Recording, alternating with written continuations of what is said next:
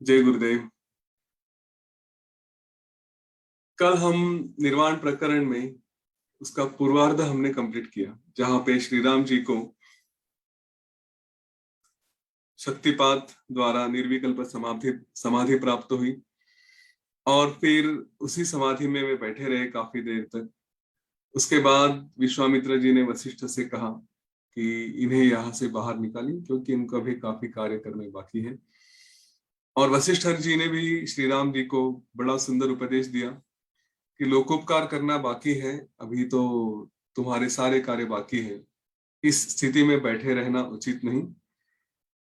किसी भी योगी को यह शोभा नहीं देता कि जब तक वो अपने जीवन के कार्य पूरे नहीं करता, लोगों के लिए, लोगों के पास यह सारा ज्ञान नहीं लेकर जाता, वो अपने आप में शांति से बैठे रहे, ये उसे शोभा नहीं देता। यह संदेश हमारे लिए भी है। अपने जीवन में हम लोग जो भी स्थिति में हैं, हम ज्ञान पा रहे हैं, आशा करता हूं कि आनंद की स्थिति में है। और अभी तक जीवन की कई सारी बातें जिसमें आ, कितना झूठ भरा है, कितने हम फंसते हैं, वो थोड़ी बहुत ही सही लेकिन समझ चुके हैं। और इसी वजह से यह भी एक परिस्थिति है कि यह सारा ज्ञान हमें लोगों के पास पहुंचाना होता है। इसीलिए बार बार आपको यहाँ पे सेवा के बारे में बताया जाता है, चाहे किसी भी रूप से हो, लेकिन वह सेवा की जाए, क्योंकि अगर समाज स्वस्थ रहा तो हम भी स्वस्थ रहेंगे। तो अगर आप VTP कर रहे हैं, अगर आप केवल वॉलंटियरिंग कर रहे हैं, जो भी है, लेकिन यह देखें कि समाज के पास यह सारा ज्ञान पहुंचे, उसके लिए प्रयत्न करें। यह केवल अपने आप अपने पास रखकर ना रहे। तो जैसे हम कोर्सेज के बारे में भी करते हैं, वैसे ही ज्ञान के बारे में भी सत्र, अलग अलग जगह अलग अलग तरह के सत्र हो सकते हैं। गुरुदेव की कमेंट्री है अनेक विषयों पर, वह कमेंट्री हम लाइव करवा सकते हैं। हम लोग योग वशिष्ठ के सत्र सेशंस कई लोगों के लिए ऑर्गेनाइज कर सकते हैं, उनको निमंत्रित कर सकते हैं कि वो आए, हमारे साथ जुड़े। जैसे भी है, थोड़े बहुत संस्कार तो होने में मदद होती है। आज नहीं तो कल ये अपने काम करेंगे ही करेंगे। यहाँ पे एक सुंदर बात यह थी कि भरद्वाज ने वाल्मीकि से प्रश्न पूछा था कि मुझे इस ज्ञान की प्राप्ति कैसे हो सकती है। श्री राम जी को तो हो गई, तो क्या हमें भी यह ज्ञान की प्राप्ति हो सकती है? और इस पर वाल्मीकि ने कहा था कि हाँ, सभी को यह ज्ञान की प्राप्ति हो सकती है। उसके लिए आप जिस अवस्था में है, मैंने यहाँ पे एक दो बार कहा था कि जिस अवस्था में है उसको समझे कि मुझे क्या पसंद है। अगर मैं ईश्वर के साथ पूजा में प्रसन्नता पाता हूं तो वह करे और आगे के ज्ञान की प्राप्ति के लिए प्रयत्न करे। अगर मुझे समाधि में या सुदर्शन क्रिया में ध्यान अच्छा लगता है तो मैं वो कर, जो भी हमें उस समय अच्छा लग रहा है उस पे लगे रहे। धीरे धीरे धीरे धीरे आगे की बातें हमारे जीवन में आती रहेगी, इस बात पे भी विश्वास रखें। तो यह जब बात होती है तो एक मन में प्रश्न स्वाभाविक है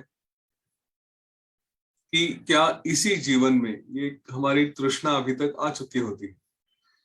और इसीलिए यहाँ पे सावधान भी करना चाहूंगा कि क्या इसी जीवन में मुक्ति मिलेगी या मेरा मृत्यु के बाद क्या होगा। यहाँ पे अगर हम इतना योग वशिष्ठ पढ़ रहे हैं, मैं जीवन में अभ्यास करना शुरू कर दिया, ये कोर्सेज कर रहा हूँ, एडवांस कोर्स कर रहा हूँ, संयम कर रहा हूँ, तो मन में यह डर हो जाता है, संशय हो जाता है कि इस जीवन में मेरा क्या होगा। क्या इस जीवन से छूट जाऊंगा या इसके बाद फिर से एक बार जीवन लेना पड़ेगा। उस जीवन में फिर से यह सारे सुख दुख इसमें से जाना पड़ेगा। तो मन में कभी कभी यह संशय आता है कि अब क्या, इतना तो नॉलेज ले लिया, लेकिन क्या ये गारंटी है कि अभी छूट जाएंगे करके। यह प्रश्न जब मन में आते हैं तो कभी फिर तृष्णा और बढ़ जाती है कि नहीं, जल्दी से जल्दी योग वशिष्ठ पढ़ लेते हैं, जल्दी से जल्दी इसका ज्यादा से ज्यादा अभ्यास करते हैं, जितना हो सके अपने आप को फिर शांत रखने का प्रयत्न करें। फिर यहाँ पे जो लक्षण बताए गए हैं कि क्रोध ना करें, किसी बातों में ना फंसे, वैराग्य में रहें, वगैरह वगैरह। और फिर इसी से कहीं गलत बातें भी हो सकती हैं कि हम एक तरह से वो स्ट्रेस लेके, टेंशन लेके फिर यह बातों के ऊपर अमल करने का प्रयत्न करें। और फिर इसके कारण जब ढूंढने लगते हैं तो ऐसा लगता है कि हाँ, मेरा बच्चे को देखा वो पढ़ाई नहीं कर रहा है तो गुस्सा हो रहा है, पत्नी ने अगर साथ नहीं दिया तो गुस्सा हो रहा है, मुझे आज खाने को ये चाहिए तो नहीं मिल रहा है तो गुस्सा हो रहा है। फिर हम गलत तरह से इसके सॉल्यूशंस ढूंढने का प्रयत्न करते हैं और फिर हमें लगता है कि इस इन सब झंझट से छूट के ये सारे गुस्से के कारण जो है इन्हीं को समाप्त कर दिया जाए, तो हम चलो आश्रम में चलते हैं या फिर किसी ऋषि के, किसी साधु के साथ जाके उनके अखाड़े में ज्वाइन हो जाते हैं। वहां पे इन सारी बातों की झंझट नहीं रहेगी। तो क्योंकि हमें मुक्ति की जल्दी पड़ी है, हमें इस बात पे विश्वास ही नहीं रहता कि जो चल रहा है उससे शायद मुक्ति मिलेगी करके। वी आर इन अ हरी। और इस जल्दबाजी में हम ऐसे ऐसे निर्णय ले लेते हैं कई बार, और फिर यह सब छोड़कर भागने का प्रयत्न करते हैं। तो पहला प्रश्न तो आएगा कि अगर भागना ही है तो फिर ये सब किया क्यों? मुक्ति का अर्थ ये नहीं कि ये छोड़ के कहीं जाके बैठ जाओ। तो फिर पता क्या तुमने सीखा कि नहीं सीखा? राइट? थ्योरी तो सीख ली, ये सब पुस्तकों में सीख लिया, पर उसका एप्लीकेशन किया कि नहीं? ये थ्योरी तुम्हारी प्रूव हुई कि नहीं, सिद्ध हुई कि नहीं? तो ये कैसे पता चलेगा? ये तभी पता चलेगा जब इस जीवन में है, आजू बाजू में सब झंझट है, सब कटकट है, जो भी आप कहना चाहते हो, और उसमें भी अपने आप को स्थिर रख सकते हो तो सीखा है। वरना ये तो कोई भी कह सकता है कि मैं जंगल में जाके बैठा हूँ और मुझे कुछ नहीं हो रहा है क्योंकि आजू बाजू में कुछ हो ही नहीं रहा। अपने आप को टेस्ट कैसे करोगे कि तुमने सचमुच सीखा है कि नहीं? इसके बाद में जाके समझो स्वर्ग में रहना पड़ा, और जैसे एकदम योग वासिष्ठ के शुरू में ही बताया गया है कि स्वर्ग में भी थोड़े बहुत संस्कार रहते हैं और पाप पुण्य के कर्म हमारे जो है उसके फल भोगतेंगे और फिर वापस आ जाएंगे। तो मुक्ति कहाँ आ गई? तो वहां पे हमने जो सीखा है उसका सचमुच एप्लीकेशन हो रहा है कि नहीं हो रहा है, यह अगर हमें समझना है, सीखना है, तो वो तो इसी जीवन में यहीं पे रहकर करेंगे। यहाँ से भाग जाएंगे तो पता नहीं क्या होगा, और वहां पे भी मुक्ति मिलेगी कि नहीं इसकी भी गारंटी नहीं। हमने इसका सिखी ध्वज का वो प्रकरण हमारे सामने है। जंगल में गया लेकिन मुक्ति की कोई गारंटी नहीं थी, मन को सुख नहीं था। क्यों? क्योंकि वही जो छोड़ना चाहिए वो नहीं छोड़ते। तो इस जीवन में हम इस बात पे फोकस करें कि हमें क्या छोड़ना है। छोड़ने में कितना सक्सेसफुल हुए हैं, कितना नहीं हुए हैं, ये मेजर करने का प्रयास ना करें। नहीं तो मैंने योग वशिष्ठ पूरा 70 दिन 80 दिन जो भी चल रहा था वो पढ़ा, सीखा, समझा, सब कुछ किया, लेकिन थोड़ा बहुत इधर उधर हो गया तो गुस्सा हो गया, तो फिर ये सारा नॉलेज फेलियर है, मैंने जो सीखा उसका कुछ फायदा ही नहीं हुआ। ऐसा अपने आप को कोसते हैं और फिर उस चिंता में फिर से पड़ जाते कि हाय राम, मुझे कब मुक्ति मिलेगी, कब तक इसी झंझट में फंसा रहूंगा, मुझे ये जीवन तो व्यर्थ गया, अभी मुक्ति नहीं मिली। ऐसी भावनाएं मन में आने आ सकती है। तो पहले तो हमें इससे बचाना है। ओके, इसके बाद हम फिर यह पॉइंट समझ के फिर योग वशिष्ठ का जो निर्वाण प्रकरण का उत्तरार्ध है उसके तरफ जाएंगे। निर्वाण प्रकरण के उत्तरार्ध में काफी हद तक यही बातें अलग तरह से बताई कि आपने अगर निर्वाण प्राप्त किया तो यह जीवन कैसे जिया जाए, कर्म करते हुए भी मुक्ति का अनुभव रहेगा। तो कल एक किसी ने बोला था कि balancing, having a balance in life is the key to happiness, ऐसा किसी ने बोला था। एक कोई तो ग्रुप पे मैसेज आया था। सो पहले तो यह समझ ले, मैंने तो उसको डिफर किया, पहले तो यह समझ ले कि जीवन में बैलेंस नहीं रहेगा। ओके, अगर आप हमारे कोर्स की वो की समझ लेते हैं, accept the people and situation as they are, और उसमें फिर यह भी समझ ले कि ये ऐसे ही रहने वाला है, एडवांस कोर्स में भी ये मॉड्यूल होता है, तो फिर छोड़ो सब बातों को। There will be imbalance in life, जीवन में असंतुलन रहेगा ही रहेगा। और अगर उसको हम स्वीकारते हैं, इस वस्तु स्थिति को स्वीकारते हैं कि यह असंतुलन बना रहेगा, तो फिर किस बात का क्रोध है? अगर मैं ये कहूँ कि मुझे कभी गुस्सा आ गया, चलो मैंने बच्चे को पीट भी दिया गुस्से में आकर कि ऐसा करता है वैसा करता है, तो फिर क्या ये नॉलेज झूठ हो गया? यह नॉलेज गलत हो गया? नहीं। बार बार गुरुदेव के ये प्रश्न पूछा गया था और उसका उत्तर उन्होंने यही दिया है कि प्रगति हो रही है, इस बात को देखें। ठीक है, हमें कोई जल्दी नहीं है कि इसी जीवन में हमें मुक्ति मिल जाए, हमें मुक्ति की कोई चाह ही नहीं है। असली मुक्ति वो है कि जहां पे मैं मुक्त हूं या नहीं हूं, इसका कोई अनुभव लेने की कोई चाह ही नहीं। मैं बस ये ज्ञान लेते रहूंगा, गुरु भक्ति में रहूंगा। इसके बाद जो आएगा वो आएगा, जो जीवन चलेगा वो चलेगा। फिर इसमें चाहे मैं गुस्सा करूं, चाहे इसमें मैं किसी को डांटूं, चाहे मैं फिर किसी बात में फंसूं, तो उसमें से अपने आप को देखता रहूं। इतना भी अवेयरनेस मुझ में है कि हाँ, अरे मेरे से ये हो गया, इस शरीर से हुआ, मेरे से भी नहीं, इस शरीर से ये हो गया। इतना भी अगर हम कह सकते हैं तो समझिए कि हम आगे बढ़ रहे हैं और धीरे धीरे इससे छूटेंगे। अपने आप को कभी कोसना मत, अपने आप को कभी मुक्ति की चाह में फंसाना मत। यह कभी मेजर मत करना कि मैं कहाँ तक पहुंचा हूं। ज्ञान की 7 अवस्थाएं बताई हैं, पहली अवस्था में हूं कि दूसरी अवस्था में हूं कि जीरो वाली अवस्था में हूं, यह कभी भी मेजर करने का, उसको गिनने का प्रयत्न मत करिए। क्योंकि वरना ये करने जाएंगे तो ये सारा ज्ञान अपनी तरफ और बंधन अपनी तरफ, हम फिर से बंधन में फंस जाएंगे। मुक्ति की चाह भी बंधन हो जाती है। ऐसा नहीं है कि वो नहीं होनी चाहिए, वो होनी चाहिए। हम उसका ज्ञान लेने का प्रयत्न करें, अवश्य करें, उसी पर आगे बढ़ने का भी प्रयत्न करें। लेकिन उसमें फिवरिश होकर अपने आज के जीवन को ना बिगाड़े। वरना ये अच्छा था शायद कि अरे मुझे ज्ञान नहीं था, अपने आप में जी रहा था, कम से कम ये मेजरमेंट तो नहीं था कि रोज की तरह मैं अपने आप को एनालाइज करने बैठूं कि आज मैंने ये किया, आज मैंने वो किया, आज गुस्सा हो गया, आज अलाना हो गया, कल फलाना हो गया। और फिर अपने आप में अननेसेसरी कंपैरिजन करते करते करते करते रोज के जीवन की खुशी चली गई। एक पहले की झंझटें थी विषयों की या परिवार की या जो भी था, वो एक तरह थी, और अब नई झंझट आके खड़ी हो गई कि ये क्या मैं कर रहा हूँ, रोज की तरह इतना ज्ञान ले रहा हूँ एक तरफ, और दूसरी तरफ उसका इम्प्लीमेंटेशन ही नहीं हो रहा है। तो अभी नई समस्या आ गई, नई चिंता आ गई। ऐसा नहीं करना है। ठीक है, इसका सारा जो मतितार्थ है, जिसका जिस्ट है, इसका जो सारा सारांश है, वो यही है कि जहां तक हो सके इन बातों को छोड़े, दृश्यों को हम छोड़े। मैंने किसी बात पे गुस्सा होना था, तो वह दृश्य था, उसको मैं नहीं छोड़ पाया, और उस गुस्से में उलझकर मैंने कुछ उल्टा सीधा कर दिया, बोल दिया। तो अभी अपने आप को कोसने लग रहा हूं कि मैंने ये नॉलेज का उपयोग नहीं किया। यह भी दृश्य है। ठीक है, अपने आप को समझाए। आपने एक दृश्य को देखा, जैसे बच्चा पढ़ाई नहीं कर रहा है, उसको डांट दिया। वह दृश्य में आपने पहले फंसना नहीं चाहिए था। बच्चा पढ़ाई नहीं कर रहा है, वो दृश्य है, उसमें जाना ही नहीं चाहिए था। नहीं कर रहा है तो नहीं कर रहा है, उसको प्रेम से समझाए। जो कर सकते एक कर्तव्य से करें।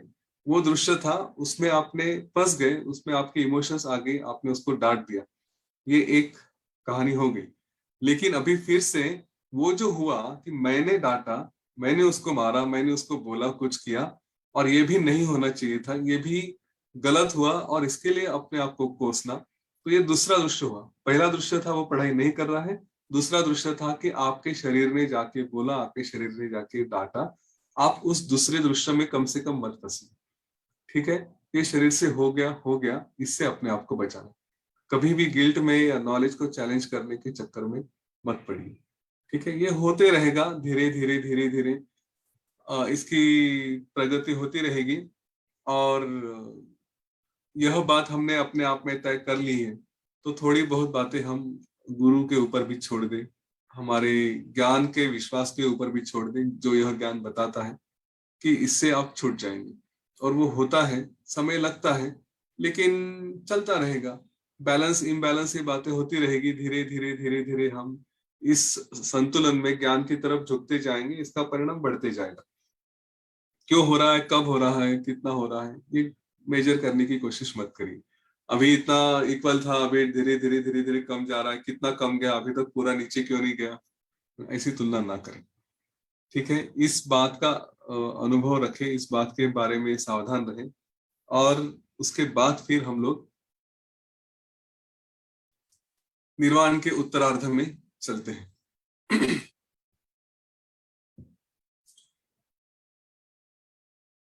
निर्वाण प्रकरण का जो उत्तरार्ध है, उसमें श्री राम जी को आगे के सारे जीवन के बारे में, कि अभी तो आपने ज्ञान प्राप्त कर लिया, अभी आपको आगे बढ़ना है, और सारे कर्म करते हुए भी आप अपने आप में स्थिर रह सकते हैं।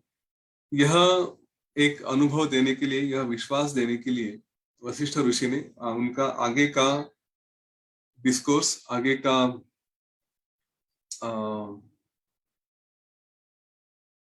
आगे का संदेश देना शुरू कर दिया। उन्होंने देखा कि श्री राम जी अभी समाधि में है। वहां से बाहर आने के बाद उनको मार्गदर्शन भी किया। बाहर आने के बाद उन्होंने जैसे कहा था कि अभी जो भी उचित है, कुछ करना है और कुछ नहीं करना है, यह मेरे लिए कुछ नहीं, केवल गुरु वाक्य है, इसलिए मैं अपने कार्य करता रहूंगा। तो यह अवस्था उनकी ऐसी ही बननी चाहिए। वो अभी उसके बाद अपने ही ज्ञान में और गहरा जाके अगली ज्ञान की भूमिकाएं सिद्ध करे, उसमें वहां पे पहुंचे। इसीलिए वशिष्ठ ऋषि इस ज्ञान का निरूपण कर रहे हैं, आगे जाकर उनको और अगली बातें बता रहे हैं। श्री राम जी इस ज्ञान में आने के बाद उनकी इच्छा और बढ़ गई। उन्हें लगा कि अभी और थोड़ा और चाहिए, थोड़ा और चाहिए, हमारे साथ होता है वैसे उन्होंने भी यह किया। वे फिर से उसी तरह के प्रश्न करते हैं कि वे पूछते हैं वशिष्ठ ऋषि से कि यह शरीर, प्राण इत्यादि के बारे में, या फिर यह मेरा, ये सारी कल्पनाओं का अगर त्याग कर दिया, तो ऐसा कहते हैं कि सब अगर शांत हो गया, मन ही शांत हो गया, तो मेरे प्राण भी शांत हो सकते हैं। और अगर ऐसी स्थिति में जो भी अपने कल्पनाओं का त्याग करता है, तो वो जीवित किस तरह से रहेगा, क्योंकि कल्पना नहीं रही तो प्राण भी नहीं रहेंगे, मन स्थिर हो गया। और जिसने जो जीवित नहीं है, तो फिर उसका व्यवहार कैसे होगा। इस पर वशिष्ठ ऋषि कहते हैं कि श्री राम जी, बात तो उल्टी है, कि जो जीवित है वही कल्पनाओं का त्याग कर सकता है, मृत व्यक्ति कैसे त्याग कर सकेगा। उसको तो कोई इस बात की संभावना ही नहीं है कि वह यह सारी बातों का त्याग कर सकता है।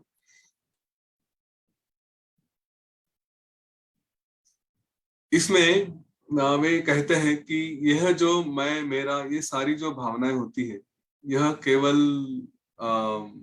श्री राम जी ने पूछा कि अगर यह भावना है, तो यह न होते हुए मैं उससे शुभ कर्म कैसे करूं।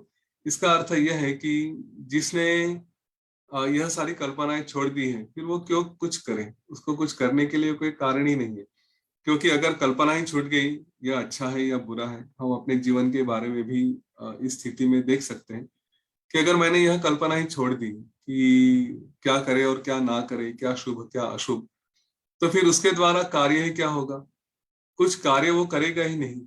इस पर वशिष्ठ कहते हैं कि पहले यह समझो कि कर्म किसको कहते हैं, कार्य क्या होता है। तो वो यह बताते हैं कि हम जो भी अपने जीवन में जब भी कुछ करने जाते हैं, तो हमारा एक भावना होती है कि यह शरीर कुछ है और वही कुछ कर रहा है। हम इस शरीर के साथ ही अपने आप को जोड़ते हैं। इसी से अहम मम ये सारी भाव आती है कि मैं हूँ, मैंने कुछ किया है। और इसमें खास करके हमारा जो शरीर का जो बीज है, वो है हमारा चित्त। वही चित्त इन सारी बातों को समझता है, वही विषयों में उलझ जाता है, और वही चित्त सब कर्मों का बीज होता है, वही सारे काम करते हैं। तो जिसमें यह चित्त जब यह सब छोड़ेगा, यह सब बातों का, मैं मेरा, इन बातों का त्याग करेगा, तो फिर उसके कोई कार्य रहते ही नहीं। ठीक है।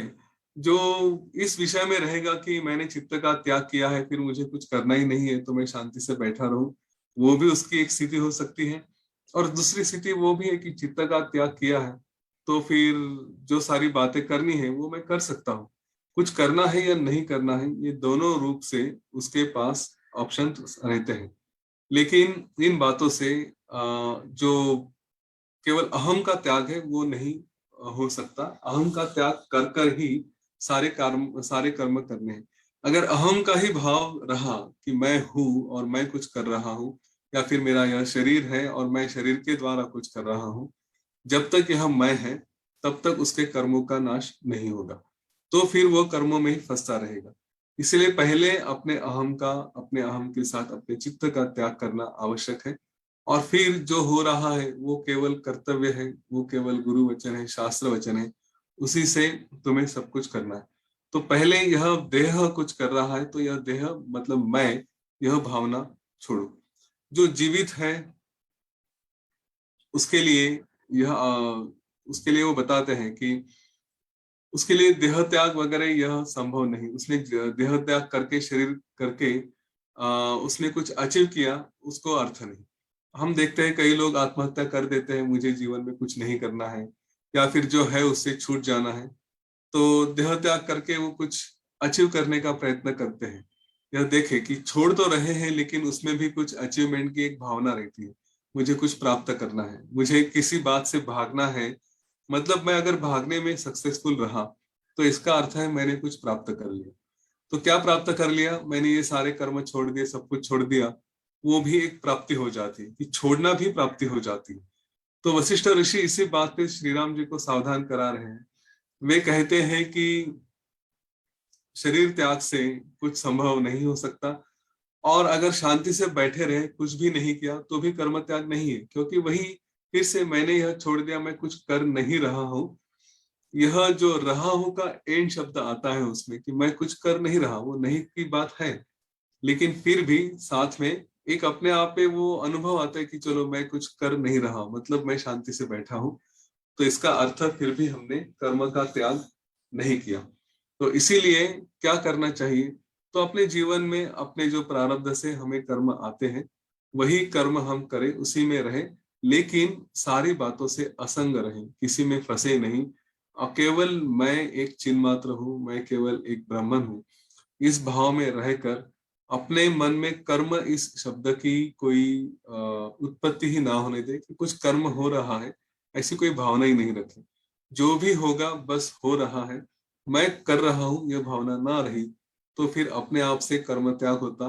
और कर्म त्याग अगर रहा तो फिर उसके लिए देखिए, फिर से कर्म त्याग की भावना नहीं है, जो कर विषय ही नहीं आता उसमें, तो कोई फिर संभावना ही नहीं है कि कुछ हो रहा है करके, और उसके साथ सारे संकल्प विकल्प हमारे चले जाते हैं, ना ही फिर किसी कर्म की फल की कोई बात वहां पे आती है। और इसीलिए यह कहते हैं कि इस तरह से निर्मल रहकर, निर्विकल्प में रहकर, ये सारे अपने आप को ये जो ज्ञान मिला है, इस ज्ञान से युक्त होकर व्यवहार करिए, तो फिर किसी भी कर्म का आपके ऊपर कोई आवरण नहीं होगा, ना ही किसी कर्म का आपको उसका फल से बन जाएंगे। इस तरह से अगर कर्म का मूल है, उसका जो चित्त है, उसका केवल अगर हम बार बार चित्त का और हमारे मूल स्थिति का विचार करें, तो कर्म के जो चित्त है, कर्म के लिए जो जिम्मेदार चित्त है, उनका अपने आप से नाश होता है और हमारा संसार इस तरह से शांत हो जाता है।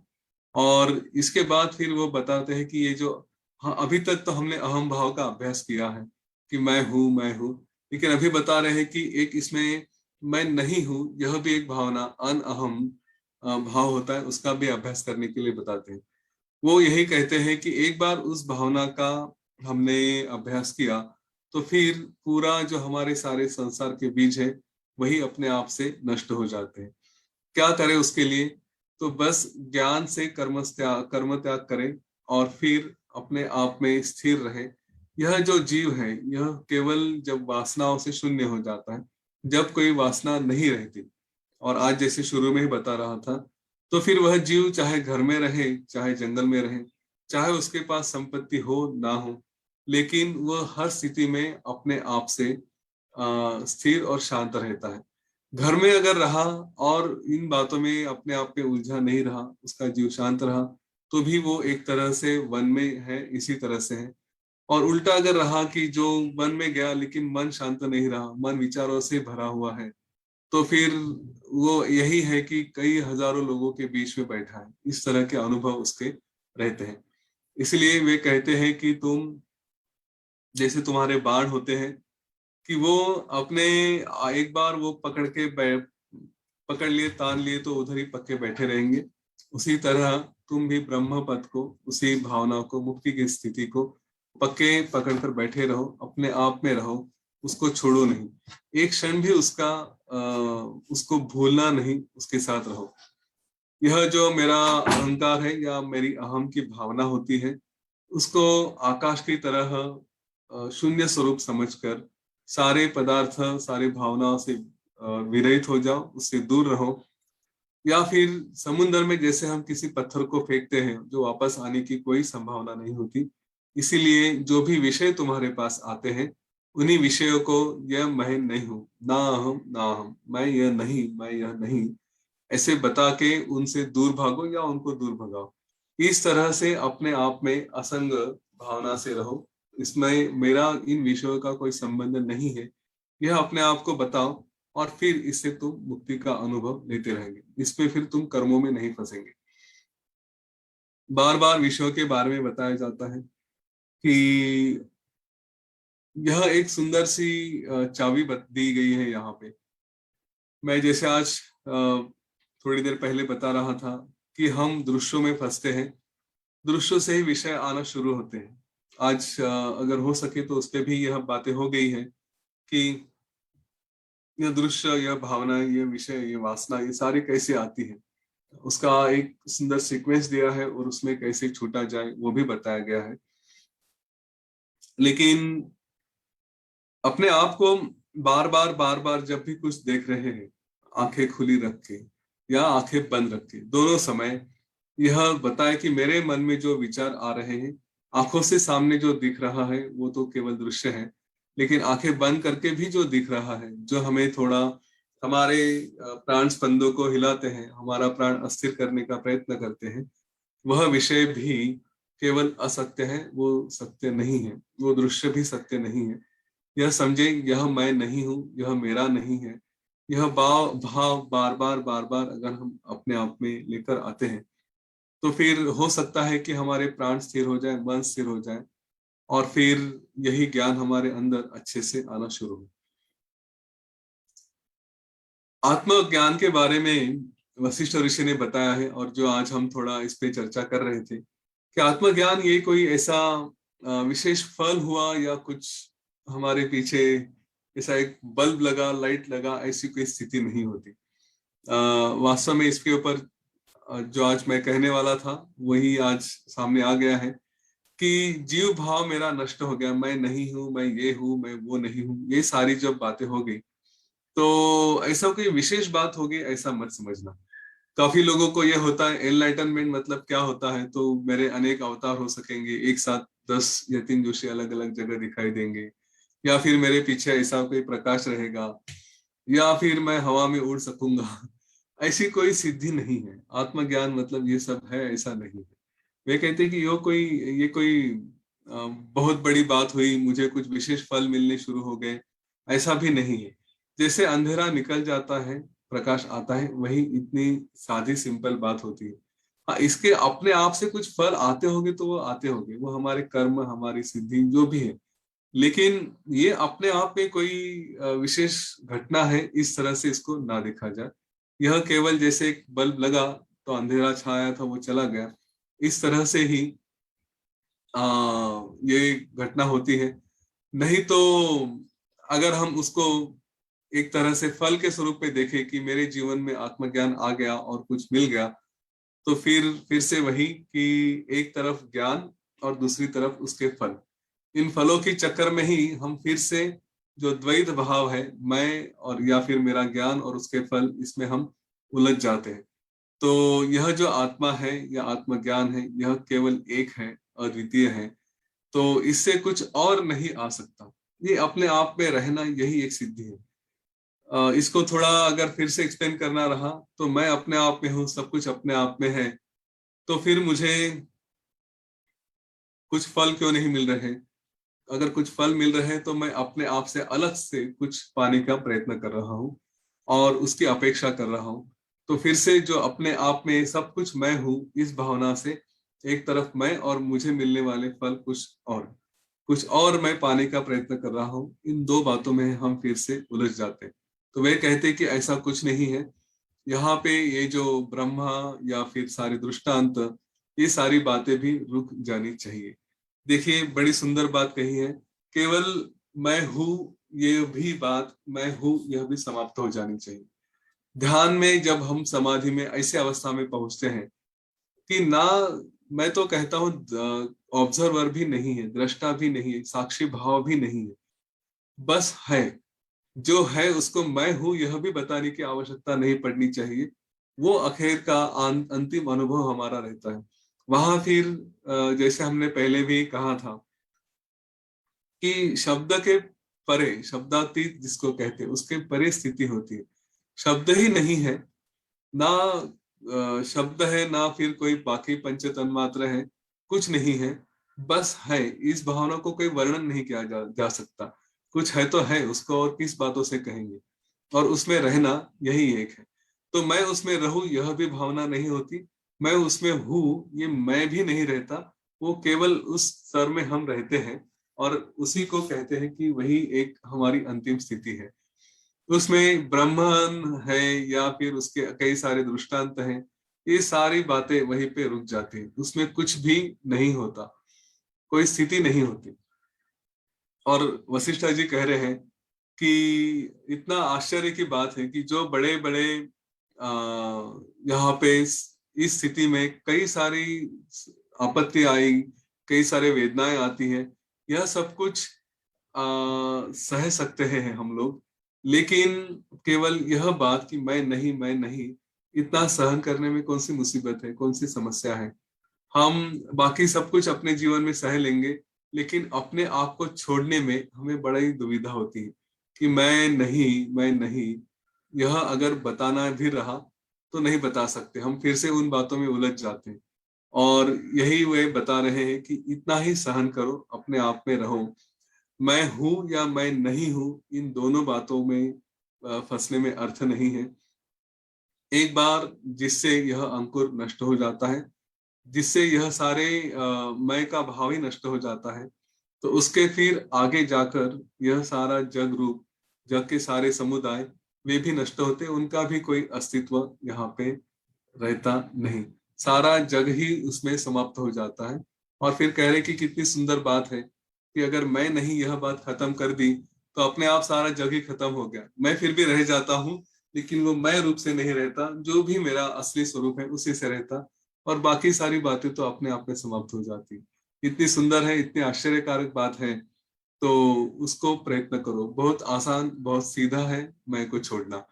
अ, इसी पर वो ये बता रहे हैं कि इस तरह से आगे जाकर कि मेरा पहले मैं नहीं, ये सर्व, ये सब भी मैं नहीं, केवल मैं अपने शरीर के रूप में ही नहीं, लेकिन जो सब कुछ है, तो कहते हैं कि मैं हूँ, लेकिन उसके बाद की अवस्था है कि यह सर्व भी मैं नहीं हूँ, मैं कुछ नहीं हूँ, मेरे लिए और कुछ है ही नहीं।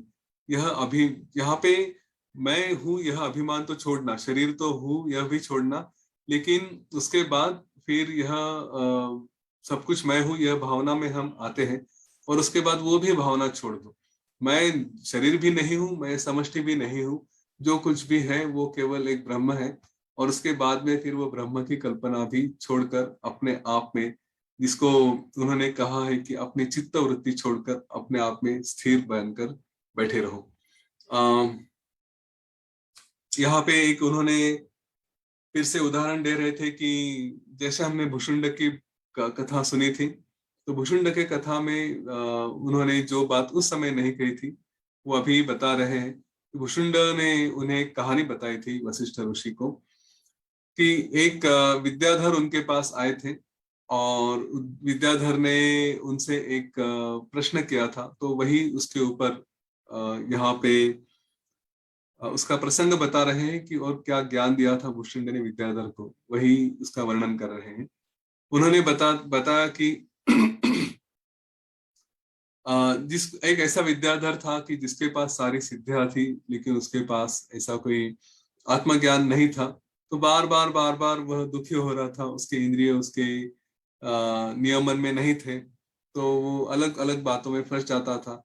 हर तरह के तप किए, सब कुछ किया उसने, अपने शरीर को भी एक तरह से सुखा दिया, लेकिन कई कल्पों तक जीवित रहने के बाद भी उसमें अ, शुरू में कुछ वो आया नहीं जो विवेक आना चाहिए था।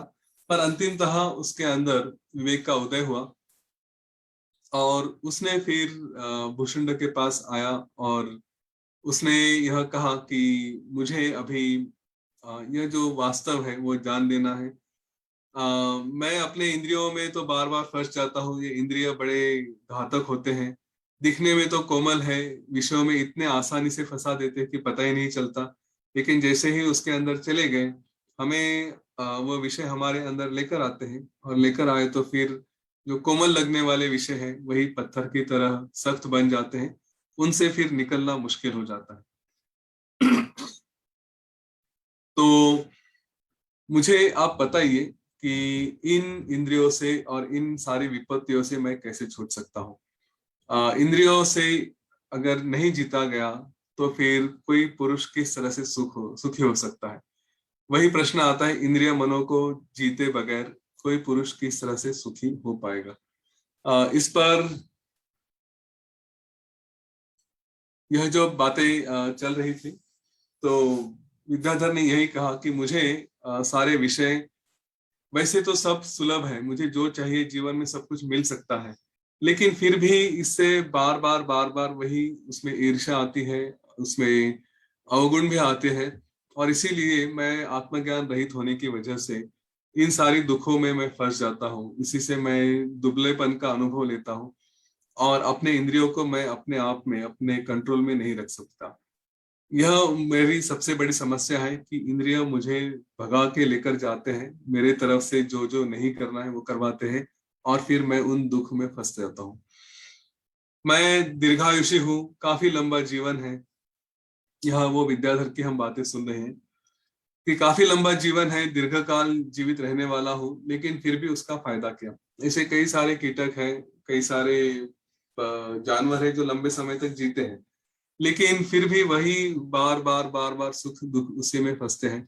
अपने लिए, हमारे लिए भी यही संदेशा है कि हम भी दीर्घकाल जीवित रहने की अपेक्षा करते हैं, लेकिन हमारी अपेक्षा यह सुख की तरफ ज्यादा नहीं होते हुए जितना लंबा जीवन जिया जाए उसके तरफ रहते हैं। वही वो बात बता रहे हैं कि कई बार, हजारों बार हमने पहले भी अलग अलग पदार्थ वही मैंने खाए हैं, अलग अलग बातों का अनुभव लिया है, उनका उपभोग किया है, लेकिन फिर भी वही पदार्थ बार बार सामने आते हैं और हम उन्हीं में फिर से फंसते जाते हैं। अगर नहीं मिले तो हीन दीन हो जाते हैं, दुखी हो जाते हैं, और फिर उससे किसी बात की प्राप्ति हमें नहीं होती। तो इसीलिए मुझे अभी इससे छूटना है। मुझे ऐसा मार्ग बताइए कि जिससे मैं कुछ यह ऐसा सुख बताइए, ऐसे ही पदार्थ बताइए कि एक बार वो प्राप्त हो गए तो फिर से कभी उसमें मुझे दुख नहीं होगा। जिसने अति रम्य भोग दीर्घ काल तक भोगे हैं, उसके उसमें उसके जीवन में कोई बहुत बड़ा परिवर्तन आया है ऐसा मैंने ये कभी देखा नहीं। हम अपने आप में, अपने जीवन में भी देखते हैं, कई लोग ऐसा लगता है कि जिनके पास सब कुछ है, सब संपत्ति है, सारे सुख उनके सामने हाथ जोड़ के खड़े हैं, लेकिन फिर भी क्या, फिर लाइक वो जो सो व्हाट है, क्या पाया, क्या मिला उनके जीवन में, क्या वो सचमुच सुख है, क्या उनके सर पे कल्पवृक्ष ऐसे उग के आया है, या उन्हें सब कुछ मिल गया है। ऐसा तो कुछ है नहीं। सारे सुखों की प्राप्ति दिखने में सामने है, लेकिन फिर भी वो सुख जो अंदर का है वो उनको नहीं मिल रहा है। तो वो पूछ रहे हैं विद्याधर कि ऐसे भयंकर रोग से क्या उपाय है, इससे हम अपने आप को कैसे बचा सकते हैं, इसका कोई उपाय होगा तो आप मुझे बताइए। तो इस पर भुषुंड ने उन्हें जो मार्गदर्शन किया था, उन्होंने कहा कि देखो, तुम्हारे मन में पहले ही अभी इस विचारों से शुद्धि आ चुकी है, और मैं जो तुम्हें बात बताऊंगा वो तुम्हें इस अज्ञान से मुक्ति देगा। इससे तुमने पहले ही जैसे काफी लंबे समय तक जिस बात का शोध किया है, कहाँ पे सुख मिल सकता है, कैसे मिल सकता है, तो तुम्हारा चित्त शुद्ध होने की वजह से जो आज मैं बताऊंगा वो तुम्हारे मन में एकदम आसानी से उतर जाएगा। यहाँ पर ना अंदर का विषय कुछ होता है, ना बाहर का विषय कुछ होता है, ना ही अंदर का दृश्य है, बाहर का दृश्य है। ऐसे कौन सी स्थिति है, इसका विचार किया जाए। जहाँ पे कोई जागृत नहीं, स्वप्न नहीं, सुषुप्त नहीं, ऐसी अवस्था है, इसका विचार करो। और फिर अपने मन से शुभ अशुभ सुख दुख ये सारी कल्पनाओं को छोड़कर अपने आप में तुम स्थिर हो सकते हो और उसी से तुम ब्रह्म भावना में स्थित हो जाओगे। ऐसा उपदेश मैं तुम्हें करूंगा, ऐसा भुषुंडी विद्याधर को बताते हैं। हम लोग आज यहाँ पे रुकेंगे, उनका उपदेश काफी बड़ा रहेगा तो वो सुनने के लिए हमें थोड़ा समय चाहिए। आज इतना समय नहीं है। आज हम यहाँ पे रुकेंगे और फिर कल इसके बारे में आगे चलेंगे। इस बात को मैं फिर से दोहराना चाहूंगा कि मैं कुछ नहीं हूं, मुझ में ज्ञान नहीं है, मुझे ज्ञान प्राप्त नहीं हुआ है। यह जो मैं है, इस मैं को छोड़ना बहुत आवश्यक है। सारा विषय वहीं पर आता है, अहम और अनहम। हाँ, मैं ये हूँ या मैं नहीं हूँ, इन दोनों बातों को छोड़कर अपने आप में स्थिर रहना है। जो है वो है, जो बैलेंस हो रहा है जीवन में वो हो रहा है। नहीं तो फिर से नई समस्या आके खड़ी होगी, मुझे कब मुक्ति मिलेगी, मुझे कब मुक्ति मिलेगी, और वही समस्या वही वासना हमको फिर से बांध के रख सकती है। ठीक है, हम जो पढ़ रहे हैं, जो कर रहे हैं, जो योग वशिष्ठ का अभ्यास कर रहे हैं, वह यह जीवन गुरु के वाक्य के अनुसार चलना चाहिए, उसी का एक भाग है। यह पढ़ के जो आएगा वो आएगा। मुक्ति मुझे प्राप्त करनी है या और कुछ प्राप्त करना है, इस ध्येय से यह इसके आगे ना पढ़े। इसके आगे केवल मैं पढ़ रहा हूं क्योंकि गुरु ने बोला है और पढ़ना, बस यही हमारा कार्य होना चाहिए। जो भी आएगा वो गुरु प्रसाद आएगा। मुक्ति मिलेगी तो गुरु प्रसाद से, नहीं मिलेगी तो भी गुरु प्रसाद से। कभी ना कभी तो मिलेगी, उन्होंने तो वचन दिया ही है। मैंने तो आपको ऑलरेडी, क्या बोलते हैं उसको, सुपर फास्ट ट्रेन में डाल दिया है, ऐसे वे स्वयं बताते हैं। बुलेट ट्रेन में आपको बिठा दिया है तो आप जल्दी से निकल जाओगे, चिंता मत करो, ये विश्वास उन्होंने दिया है। तो उस पे, उनके वचनों पे विश्वास रखें, वैसे ही करें। यह जीवन में योग वशिष्ठ क्यों पढ़ रहे हैं, तो मुझे मुक्ति मिलानी है इसलिए नहीं, उन्होंने बोला है इसलिए पढ़ रहा हूँ। यह भावना से इसको आगे अभ्यास करते रहें, जो इसका परिणाम होगा वो होता रहेगा। क्या परिणाम हो रहा है उसको देखना, वो कितना हो रहा है कितना नहीं हो रहा है, यह सारी मेजरमेंट वगैरह सारी बातें छोड़े, सावधान हो जाए। अपने आप को छोड़ना है, मैं की भावना छोड़नी है, इसके ऊपर सारा ध्यान रहे, और वो छोड़ने के लिए दृश्यों में ना फंसे, यह दूसरा उसका मार्ग रहेगा। ठीक है, तो अपने अभ्यास को इसके बारे में, इसके आगे से थोड़ा और सावधानता से करें। आज के लिए यहाँ पे रुकते हैं, कल फिर से मिलेंगे। जय गुरुदेव।